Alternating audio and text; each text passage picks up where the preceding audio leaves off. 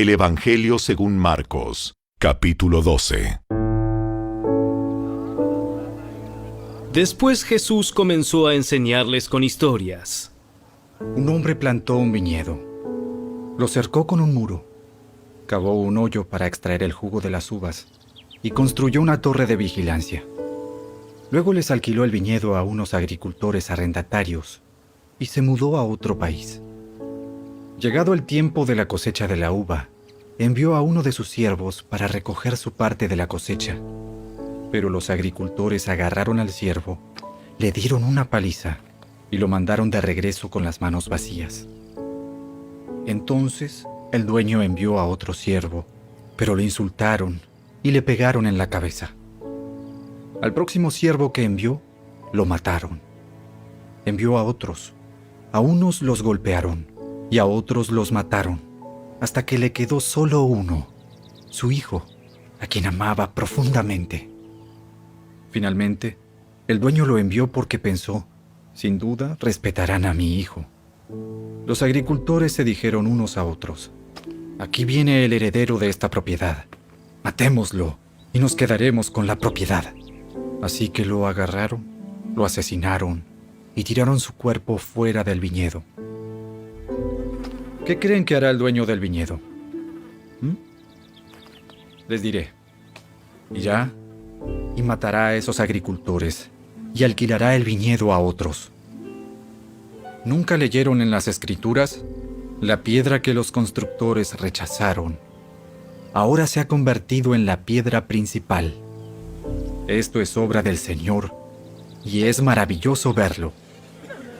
Los líderes religiosos querían arrestar a Jesús porque se dieron cuenta de que contaba esa historia en contra de ellos, pues ellos eran los agricultores malvados, pero tenían miedo de la multitud, así que lo dejaron y se marcharon. Después, los ancianos enviaron a algunos fariseos y partidarios de Herodes para hacer que Jesús cayera en la trampa de decir algo por lo cual pudiera ser arrestado. Maestro, sabemos lo honesto que eres. Eres imparcial y no tienes favoritismos. Enseñas con verdad el camino de Dios. Ahora dinos, ¿es correcto que paguemos impuestos al César o no? ¿Debemos o no pagarlos? Jesús se dio cuenta de su hipocresía y dijo: ¿Por qué intentan atraparme? Muéstrenme una moneda romana y les diré. Cuando se la dieron, les preguntó: ¿A quién pertenecen la imagen y el título grabados en la moneda? Al César. Bien. Entonces den al César lo que pertenece al César, y den a Dios lo que pertenece a Dios. Su respuesta los dejó totalmente asombrados. Después se acercaron a Jesús algunos saduceos, líderes religiosos que dicen que no hay resurrección después de la muerte. Le plantearon la siguiente pregunta: Maestro, Moisés nos dio una ley que dice que si un hombre muere y deja a una esposa sin hijos, su hermano debe casarse con la viuda y darle un hijo para que el nombre del hermano continúe. Ahora bien, supongamos que había 7 hermanos. El mayor se casó y murió sin dejar hijos. Entonces el segundo hermano se casó con la viuda, pero también murió sin dejar hijos.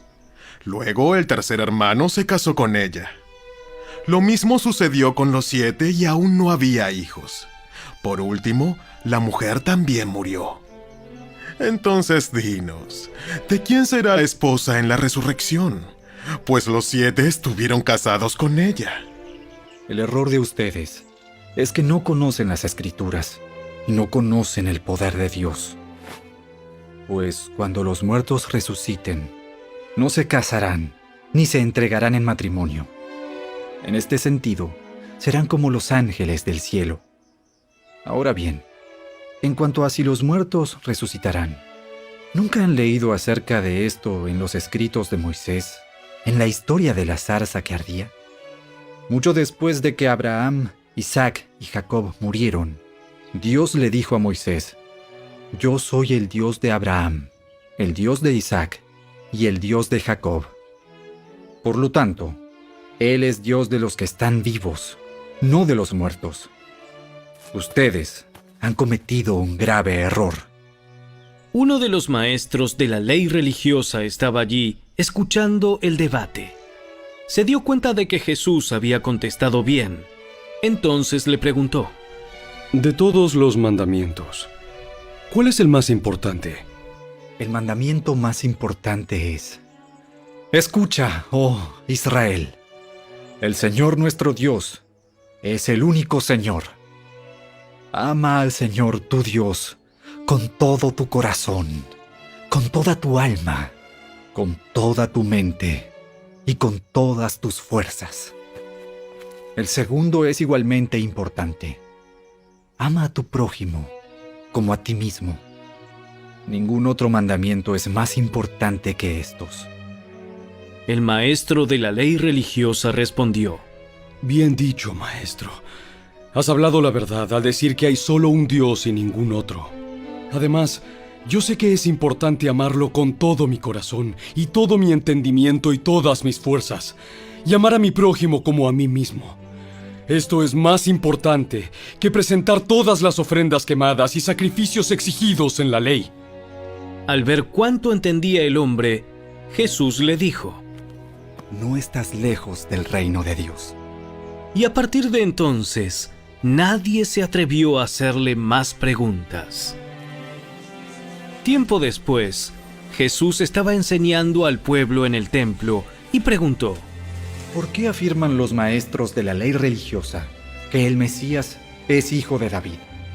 Pues el propio David, mientras hablaba bajo la inspiración del Espíritu Santo, dijo: El Señor le dijo a mi Señor: siéntate en el lugar de honor a mi derecha, hasta que humille a tus enemigos y los ponga por debajo de tus pies. Ya que David mismo llamó al Mesías mi Señor, ¿cómo es posible que el Mesías sea su hijo? La gran multitud se deleitaba al escucharlo. Jesús también enseñó: Cuídense de los maestros de la ley religiosa, pues les gusta pavonearse en túnicas largas y sueltas y recibir saludos respetuosos cuando caminan por las plazas. Y cómo les encanta ocupar los asientos de honor en las sinagogas y sentarse a la mesa principal en los banquetes. Sin embargo, estafan descaradamente a las viudas para apoderarse de sus propiedades y luego pretenden ser piadosos haciendo largas oraciones en público. Por eso, serán castigados con más severidad. Jesús se sentó cerca de la caja de las ofrendas del templo y observó mientras la gente depositaba su dinero. Muchos ricos echaban grandes cantidades. Entonces llegó una viuda pobre y echó 2 monedas pequeñas. Jesús llamó a sus discípulos y les dijo: Les digo la verdad, esta viuda pobre ha dado más que todos los demás que ofrendan, pues ellos dieron una mínima parte de lo que les sobraba. Pero ella, con lo pobre que es, dio todo lo que tenía para vivir.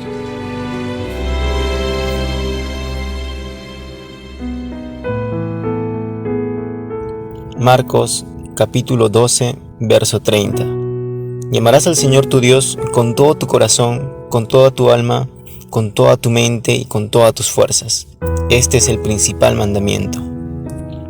Cuando los fariseos le preguntaron a Jesús cuáles eran los mandamientos más importantes, una de las respuestas de Jesús fue amar a Dios. Ese es el contexto en el pasaje de Marcos.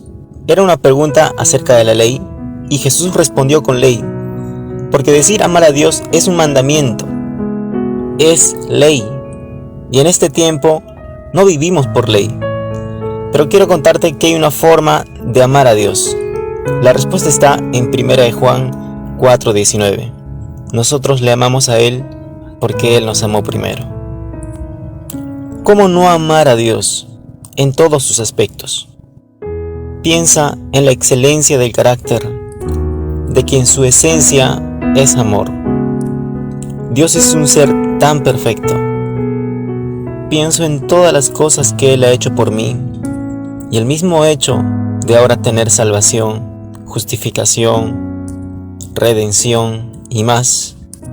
Yo puedo amar a Dios porque Él es tan bueno, tan justo, tan santo, tan fiel, tan verdadero.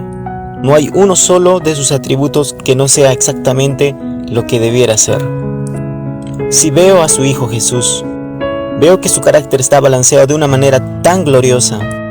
Cuando pienso en el carácter del Espíritu, para siempre bendecido, en su paciencia, en su sabiduría, su ternura y su amor para con nosotros, ¿cómo no amar a un Dios tan maravilloso?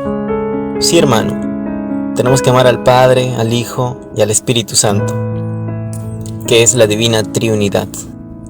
¿Qué es Dios? Dios es amor. Esa corta frase lo encierra todo. Él es un Dios maravilloso, pero tan misericordioso como maravilloso. Él es tan lleno de bondad, así como el sol está lleno de luz, y tan lleno de gracia, como el mar está tan lleno de agua, y Él se complace en dar a otros todo lo que tiene. Dios, mi Dios, es todo manantial, y aquellos que han experimentado